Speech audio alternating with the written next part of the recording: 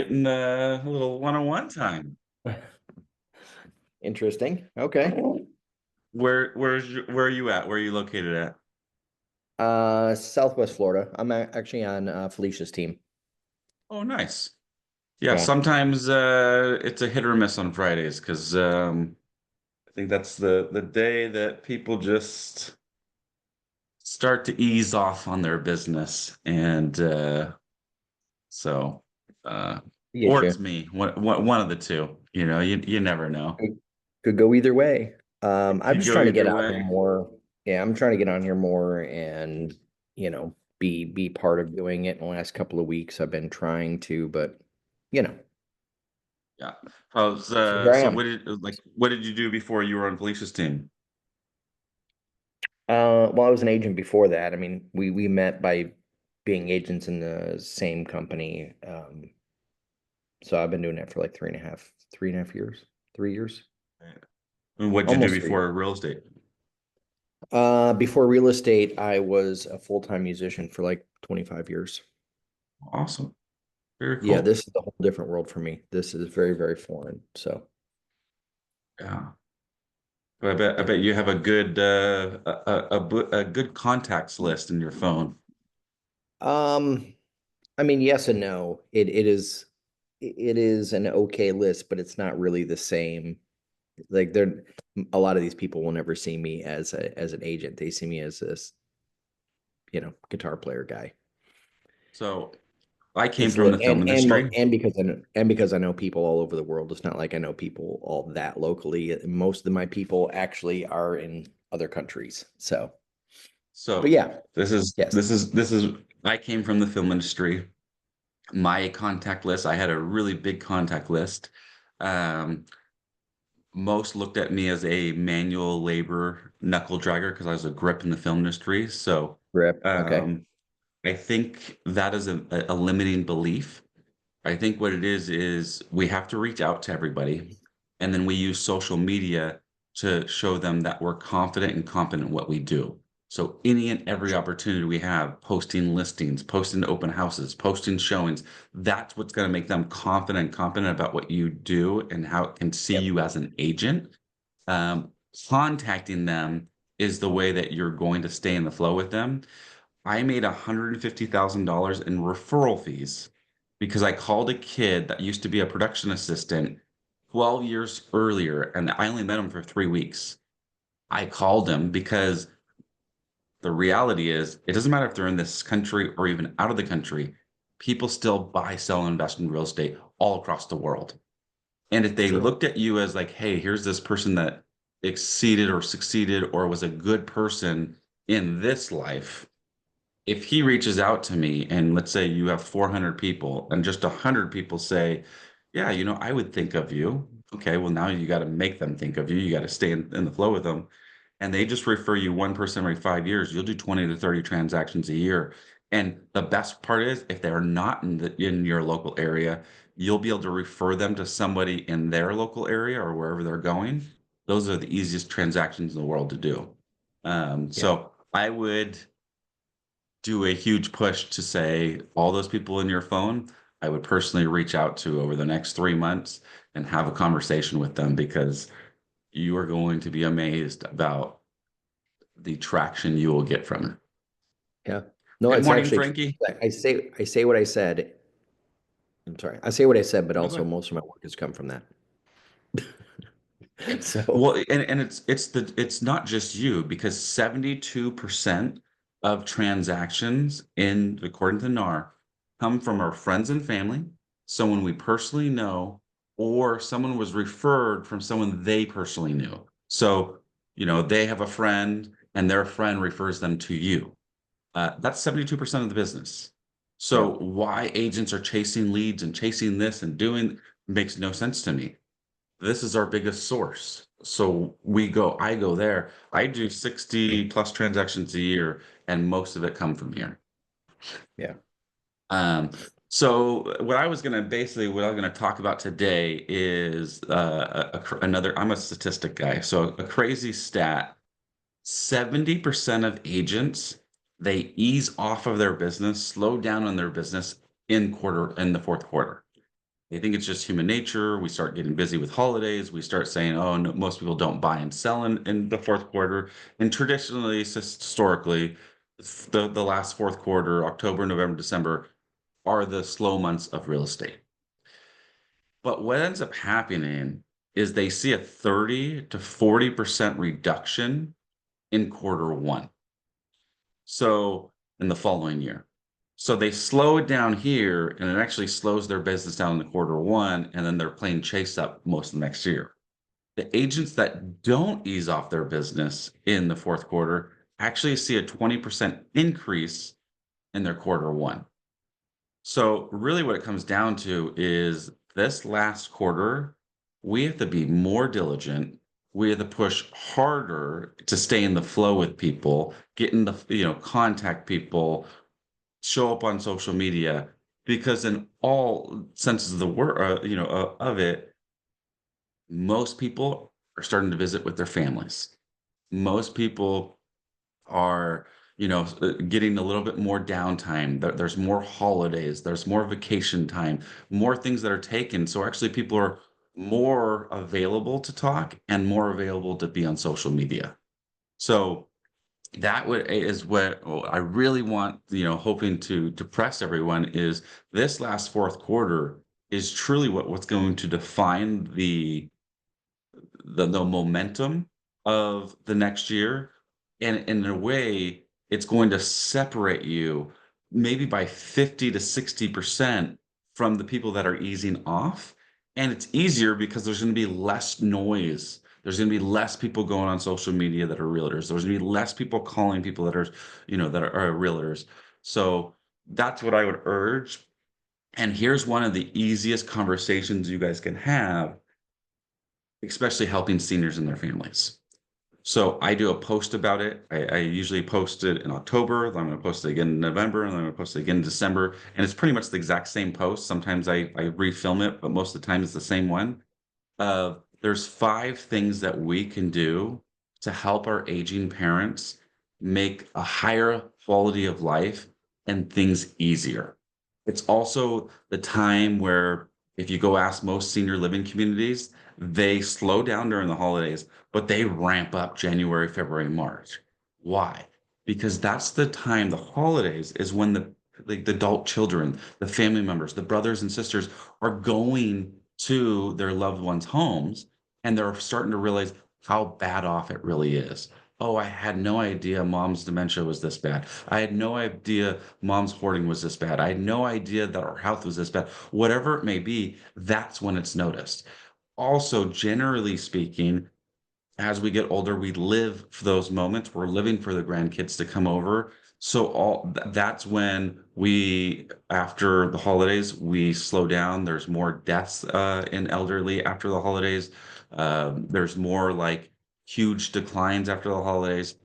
So that's generally when it's sent either. So the first thing is when you go to their homes and just tell everyone, hey, please go check on your parents, go check on your grandparents. First thing that you could do is go check the fridge and the cabinets, because moldy food, lack of food, poor nutrition is one of the health crises that happens as we get older. They don't realize they're eating moldy food. They don't, or stop eating food, and all those things can help or can hurt mental decline, physical decline, and even like, I mean, essentially poisoning their bodies. So checking the fridge, hey, I'm gonna go get a glass of water. You don't have to let them know you're checking the fridge for the reason, but just check. Check to see if there's expired things in there. Check to see if there's food in there. Check the freezer, see if there's food that's been sitting there. Oh, hey, there's some chicken in here. Do you think it's okay to cook it? How long's it been in here? Oh, it's been there for a couple of months. Okay, it's probably not good anymore. I'm young and I know it happens to our family. We put in chicken into the freezer and we forget about it. A couple months later, we're like, oh, is it still good? No, not according to most places, unless you super freeze or whatever. The next thing that we can do is called the balance test. So you can play a game with it. Hey, mom and dad, we saw this great game. You want to do it with us? Can we? And you make sure there's a chair next to them. Can you stand up and hold the balance? And let's see who can hold our balance with one foot. If they can't hold their balance for 10 seconds, and I urge everyone to do this as well because it's not as easy as it sounds. But if you can't hold your balance for 10 seconds, you do not belong on a ladder. You should remove all step stools and you should remove everything from up high. And you should really second guess going up and down stairs because falls are the number one causes of harm for seniors. And in the bathrooms is the number one fall, but then stairs and step downs. It's usually a one step drop off or whatnot. It's usually like the curbs going over the showers, getting out of the bathtub. So that right there could save, high quality of life because it's generally not the falls that kill us. It's the aftermath. I know I'm dealing with it right now. Mom had fallen. She actually did hit her head. She went to a skilled nursing facility for about 3 weeks. Her health has rapidly declined. They are removing her from the skilled nursing facility and putting her into an assisted living. She will never go live at her home ever again. And the sad part is they've been trying to get her to move. It was the clutter in the house. It was the rugs in the house. It was the bathtub that she had to get out of. Like those are all the reasons of the cause of actually losing her balance and falling. So now, I mean, mom might not make it through the end of the year. And mom was before this, mom was in pretty good physical health. So that would be another thing that you could do. uh, Staying active and having socialization again is a number one, or not number one, but a leading cause of, dementia declining or mental declining or physical declining. And sometimes what it is you just ask them, hey, mom, you usually go to that breakfast thing. Are you still going to breakfast with your friends? Are you still going to church? Because when they start having mental declines, sometimes they're embarrassed or they don't, they can't keep up with conversations or their friends start rousing them a little bit. Hey, we just talked about this last week. Don't you remember? And they don't realize that it hurts them. So they stop going. And then they're isolated. Then depression happens. And again, reading the book, Reversing Alzheimer's, that's again a cause of rapid decline in dementia and Alzheimer's patients. Then talking to them. I mean, everybody should be talking, no matter how young your clients or how old your clients, everybody should be talking about having a trust, having an estate plan. And the way now I preface is this is the way that you stay in control of your financial decisions, your medical decisions, and in control of where you live. You can put all those things inside your estate plan and make it so, hey, if this happens, this is where I want to go and this is how I'm going to pay for it. If this happens, this is what I want and this is what I'm going to pay for. This is why I want to make decisions if this happens. So you can give a power of attorney for someone making your medical decisions, your financial decisions, your living decisions, and it doesn't have to be the same person. So really making sure that that's in place because again, I'm using my client's example. She did not have a trust in place. She told her daughter and her son that they had a trust in place. When it came down to it, she never signed the trust and now we have to go to an attorney and she had a power of attorney, but the power of attorney does not have the right to make a trust for somebody. You have to then go to conservatorship and go to a judge and say, this is what she meant to do. This is what she intended to do. Here's her trust. She just never signed it. Now we need to sign it on her behalf. Um, and then the last one is just making sure we're aging in the right place. And I tell everyone when I do my seminars, I'm not trying to get you to move tomorrow. And I'm going to do an expo. So I'm going to say this line probably 500 to 1,000 times at this expo. Look, I'm not trying to get you to move. I think if you can live inside your house for the rest of your life, I think that's the best thing for you. What I want to do and hopefully inspire you to do is that today you start planning of where you would want to go. God forbid a crisis was to happen. Where is it that you want to go? Because I want you to be in control where you live. If your house is no longer working out for you, or if you were to fall, you went to the hospital, and an occupational therapist or a social worker comes over to your house and says, nope, they're not allowed to come back at home. I want you to be in control of saying, okay, well, this is where I'm going to go. Or go retrofit your home and have that already done. So if they do come back, they're like, oh no, this house is good for them to live in there. Maybe they just need an in-home caregiver. And you already know who that in-home caregiver is going to be. So those 5 conversations, those 5 things, if we really push this the next 3 months when we're calling our sphere, because everyone should be calling 3 to 5 people every single day, having this conversation. It doesn't come off salesy. It comes off that you truly care, and hopefully you do truly care, but it comes off that you truly care. And you're getting them to start thinking about it and having these conversations. And you can also interject yourself to saying, hey, if you have a hard time having these conversations, you should read the book, How to Say It to Seniors. Or if you want, you can bring someone like myself in to help have these conversations. Because I know, even of myself, who I believe I can have these conversations with most people, person I probably couldn't have it with is my mom. Me and my mom would butt heads if I start telling her that she shouldn't be living on a 3-acre ranch at 72 years old, cleaning up horse poop every single day. It would be a blowout.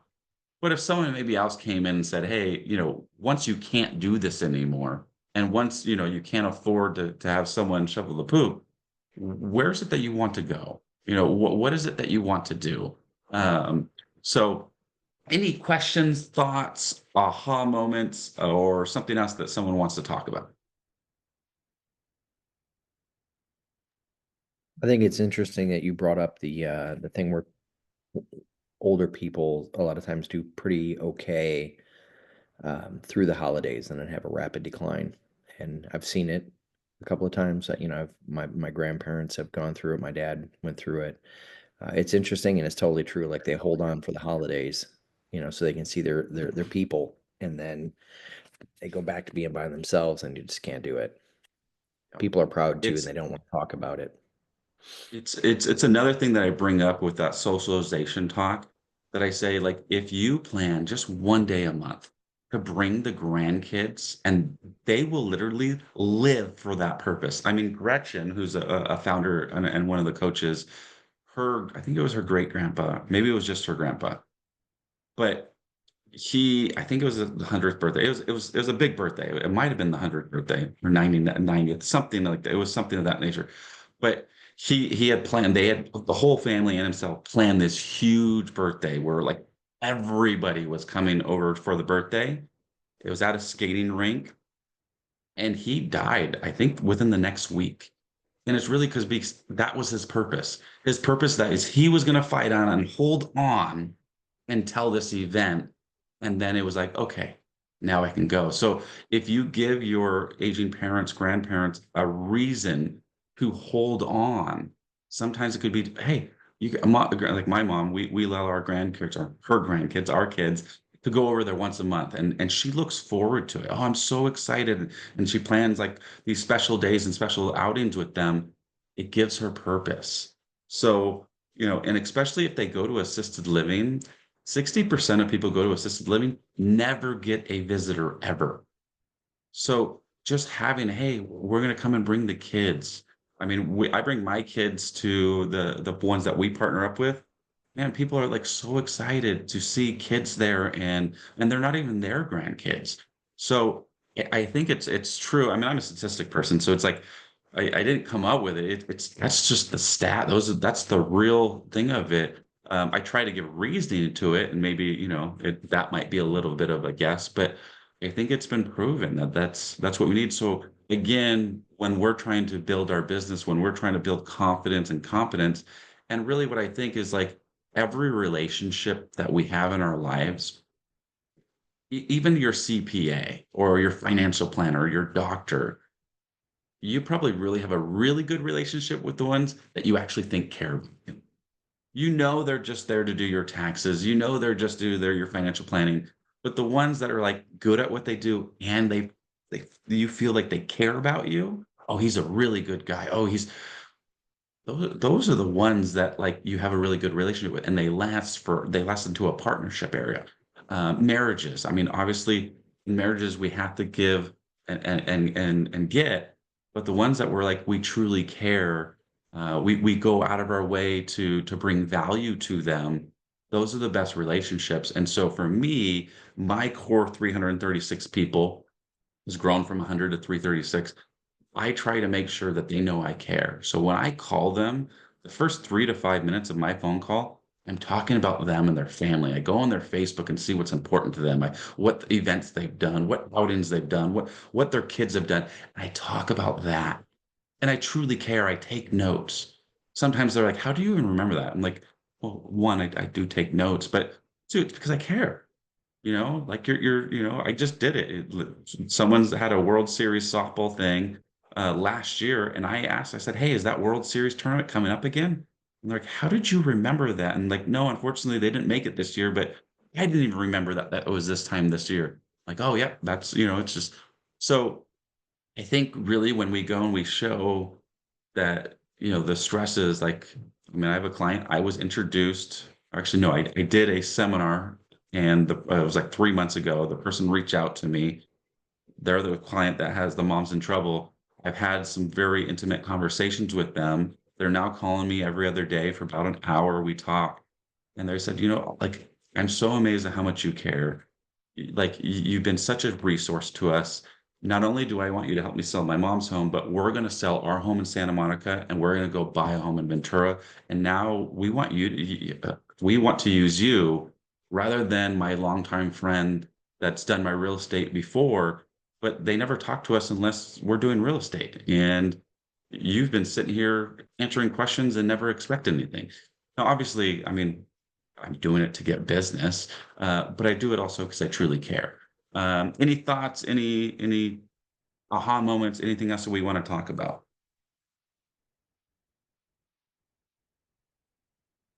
Hey there. So I have a question, and that's good information, by the way. Thanks, Corey. Yeah, no worries. I'm meeting with a senior today, and she's living in a hotel right now. Her home has been, I think she said, being renovated, and it was a referral from my aunt. She's been living in a hotel, and her home has been renovated. I think my aunt said for like over a year, but my aunt said she's kind of like enjoying living in this hotel. So I have been sending her information via text. She allowed me to send her information. I called her a couple times, and she just actually responded this week. So I'm meeting her today at 1 o'clock. So when I was talking to her on the phone, she had mentioned that the hotel that she's living in, she's kind of is kind of like getting a little bit ran down. And I presented that I wanted to share some information and services with her that I could possibly provide. So then she said that she wanted me to do something for her. So I'm assuming and thinking that she is more interested in possibly going and living in a senior community, which is fine. But the thing is, if I go that route, and I'm just using this as a hypothetical right now because I'm kind of thinking ahead. If she is wanting me to go and tour and look at different senior communities for her, how do I go about that as far as pay? I'm saying that to say, and I'm being all honest, I give a lot of information and sometimes service for free. And I'm trying to shift that a little bit in my business. Now, I know she has this home, which we actually need to discuss more about because I have no idea what's going on with her home outside of it's being just renovated or under construction from my understanding. So I need to learn a little bit more about that. But any other services outside of real estate, like how do I go about that as far as a wage? So there's things called case managers. They charge generally $35 an hour, could be more. You're basically kind of being a case manager. Um, so you could go about it that way of like saying, I have my real estate license, but I'm also a case manager. I would just be afraid of and I'm also a placement agent. I'd be afraid of the black trench coat, thing of like, hey, I saw watches. Oh, you want necklaces? Oh, and I'd be careful of that. Um, Sometimes, like for me, when people ask, like I charge 4 to 7% commission for senior clients because there's a lot more entail that I'm doing. Um, Sometimes I will separate them once we get into escrow. I will separate the percentage because I don't want to give my broker portion of my case manager work, of my placement agent work, of my cluttering work. Um, I think that client is a candidate for respite care. Like if she's paying at a hotel, and I don't know how much she's paying at the hotel, but where I live, hotels are at least 150. Usually they're like 250 a night. So she's probably paying at least 150, which is $4,500. I bet you could find a respite care that would be somewhat comparable to that. And what she likes about the hotel, she doesn't have to clean up after the hotel. There's probably breakfast in the morning for her. And she has some kind of socialization, some activities there. So if you show her, say, hey, you know what? You like the hotel. What do you like living about the hotel? What's your favorite parts? Come from curiosity. Let her answer that and say, you know what? Let's go visit a couple of these assisted living communities because they allow short-term stay. And who knows, it might even be more cost effective. I'm not sure yet. I don't know how much you're paying here. I mean, you could probably look at the hotel and how much she's paying, but then I would go take her and she's going to get free food. You can go take her at these communities. She can stay at most of them for at least 30 days, a respite care. And then she might send, oh, wait, this is the real pick. And then, yeah, I think really realizing or coming from curiosity of like, what's going on with your home? I mean, a house being renovated for a year sounds like she's getting scammed Yeah. because I mean, I tear through homes in 60 days. So, I mean, and I literally just talked to a client yesterday as well, a different client who he had a friend that's a contractor and he's like, yeah, it's going to be $500,000. It's going to at least take a year. And I'm like, okay, I could see it costing $500,000. I mean, at my team, that's probably, I did somewhere around there, but it would take me like 3 to 6 months. And I'm not giving you the you're my best friend discount. I'm going to make money on that 500,000. So for him to say that he's going to give you a 50% discount at 500,000, if we did $1 million on this property, I would tear it down to have to spend $1 million. And we're not tearing this thing down. Like we want to open up studs and concrete, but we're not tearing it down. So um that's kind of where I would help her out with that part of like, hey, can we go over to your house and talk to your contractors and see where they're at because it doesn't make sense. And then, talking about like how are you paying for this hotel now? How are you expected to pay for long-term care? Is your wish that you actually want to go back home, or do you want to be in a place like this? You can start off as independent living and then be in the same spot when you need a care, and go through the steps. So I would go with that part. Um, I mean, this is also kind of what I feel. And, you know, if you start charging her $35 an hour, and let's just do the math of it, how much is the house prices where you're at? So, well, I would say probably like in her area, homes can go up to 485, So the let's say high. 450,000 times 03. So it's a $13,000 commission. So if you're charging $35 an hour, 8 hours, and you spent 14 days with her, you would make $3,900. She might now feel like, oh, well, that's what Frankie is. Frankie's a case manager. I paid her. I'm good. I don't necessarily need to give Frankie the listing on this. Versus if you are there and you do those things and those services as part of your, hey, I do this as part of my real estate business. I want to be more than just a transactional agent. So where most people charge $35 an hour, I just charge a little bit more on the commission side. And I really want to make sure that I'm here before, during, and after the transaction.